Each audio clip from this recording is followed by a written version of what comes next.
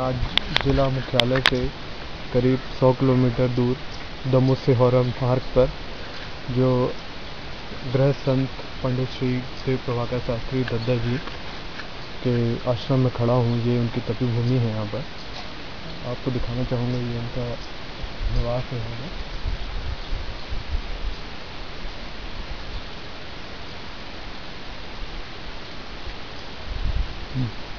आइए अपन से ये पार्थिव शिवलिंग निर्माण करवाते हैं।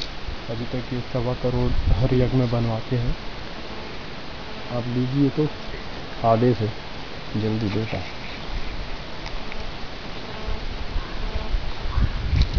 जैसे का प्रसाद आया हुआ है। आइए अपन से जानकारी प्राप्त करते हैं।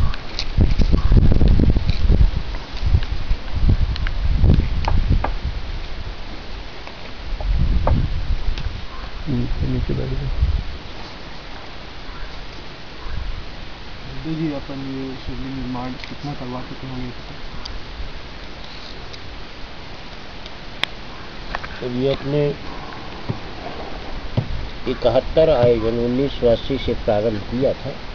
ये अभी 2013 में ये 71 कार्यक्रम तो पूर्ण हो चुके हैं। और ये कब से बनवा रहे हैं? ये 72वां कार्यक्रम से होने जा रहा है तकनी के पास दादा इमलाक में। तो एक मतलब अभी बीच में चल रहा है। तो ये अभी कब से होगा फिर?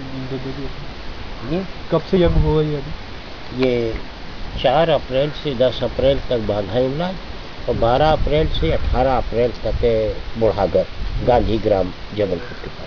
तो दद्दा जी, ये आप जो पार्थिव शिवलिंग निर्माण करवाते हैं, इसका कोई महत्वपूर्ण कुछ जानकारी?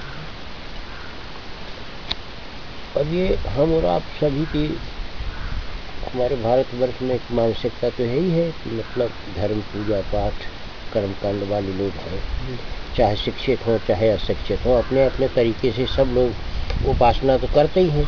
लेकिन लोगों की मानसिकता एक छिपी हुई होती है कि हम उन्हीं कर्मकांड और उसी धार्मिक आयोजन को लोग स्वीकार करते हैं जिसमें सहजता और सरलता होती है। तो विभिन्न प्रकार के जो हमारे धार्मिक आयोजन हैं उनमें थोड़ी आर्थिक कठिनता या विभिन्न प्रकार की कठिनताएं हैं, पर पार्थिव शिवलिंग निर्माण जैसे धार्मिक आयोजन में किसी भी प्रकार की कोई ना आर्थिक प्रॉब्लम है, न किसी प्रकार का समय की व्यवस्थाओं का है, सब में सरलता और सहजता है। और पार्थिव शिवलिंग निर्माण की जो पृष्ठभूमि है, ये हमारे भगवान राम जब वनवास गए, समुद्र के किनारे गए या वहाँ पर केवल एक बलकल वस्त्र में ही वो 14 वर्ष का वनवास किए थे। उनके यहाँ पास कुछ भी नहीं था। तो वहाँ पर शिवजी की स्थापना करने के लिए, अपने कार्य की सिद्धि के लिए बालू के शिवजी बना के वहाँ पर रख दिए। और आज वो बालू के शिवजी रामेश्वर के रूप में प्रतिष्ठित हैं। वो परंपरा चली आई है। तो हर आदमी इसे भागदौड़ के युग में व्यग्रता से परिपूर्ण तो है ही है।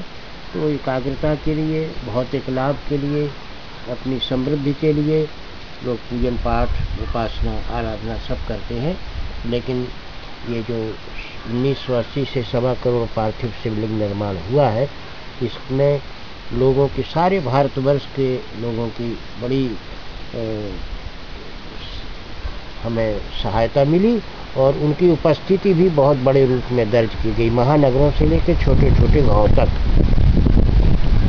और उसका केवल एक ही कारण रहा कि हमारे इस धार्मिक अनुष्ठान में बहुत ही सरलता सहजता है। इसमें न किसी भी प्रकार की आर्थिक प्रतिबद्धता है, न समय की प्रतिबद्धता है। एक शिवजी बनाना है, 11 बनाना है, एक कोपर बनाना है, जितने बनाना हो आप बना के आइए। जो महत्व एक शिवलिंग का है, 11 का है, वही एक कोपर का है, 108 का है। ये जब सब लोगों को प्रवचन के दौरान मालूम हुआ तो सबने अपनी भागीदारी उसमें सहमत थी और उससे लोगों को लाभ हुआ। और एक शिवलिंग पर पार्थिव शिवलिंग निर्माण की जो एक परंपरा थी वो खत्म सी होती जा रही है, वो अब उसका पुनरुत्थान हो रहा है। दद्दा जी, ये आपके कितने अभी तक कितने शिष्य बन गए होंगे? अब शिष्यों की बात तो अब इसलिए न पूछा जाए, ना उस प्रश्न को ये विषय बनाया जाए, इसलिए कि भारतवर्ष में अगर 1000 लोग बैठे हैं अपने कार्यक्रम में, हमसे मिलने के लिए आते हैं, तो उसमें कुछ भाषा या विषय या भाव कुछ रह ही नहीं जाता कि ये शिष्य है और ये शिष्य नहीं है। तो मतलब ऐसा आप मान लीजिए कि बहुत से लोग हमें चाहने वाले हैं और हमारे मिशन में हैं। तो किसी भी, हाँ, ये जो गुरु शिष्य की परंपरा चली है, इसमें हमारे पिताजी ने जो परंपरा डाली थी उसका अनुगमन हमें भी कुछ दिन करना पड़ा। उस परंपरा के आधार पर कम से कम भारतवर्ष में 3-3.5 लाख के लगभग शिष्य होंगे उस रूप में, और बाकी तो सब कई मंत्री, कई विधायक भी होंगे। हाँ जी, सब। दादा जी, ये जैसे सोशल नेटवर्किंग साइट फेसबुक है जी, सोशल नेटवर्किंग साइट फेसबुक है जिसमें आपका अकाउंट बनाया गया है, काय में? फेसबुक।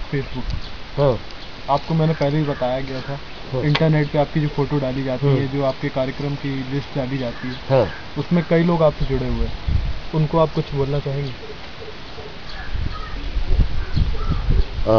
वो बेचारे बहुत आपको मैसेज भेजते रहते हैं कि जी, दादा जी, कृपा जी। बनाए रखे। अब आपके इस नेटवर्क के माध्यम से जो ये संदेश जाता है, और हम भी समस्त अपने भक्तजनों को या देशवासियों को, प्रदेशवासियों को, और जो लोग विदेश में भी रहते हैं उनको, अब प्रवासी भारतीयों को हमारी तरफ से ये संदेश दिया जाता है कि हमारे नाम पर आपको अनुराग है और प्रेम है, मोहब्बत है, तो उस नाम के आधार पर अपने जीवन को सुचारू रूप से चलाने के लिए अपने पारिवारिक स्तर के जीवन को, सामाजिक स्तर के जीवन को, राजनीतिक स्तर के जीवन को सदा पवित्रता और स्वच्छता से चलाएं और अपनी करनी और कथनी में एकता का संपादन करें।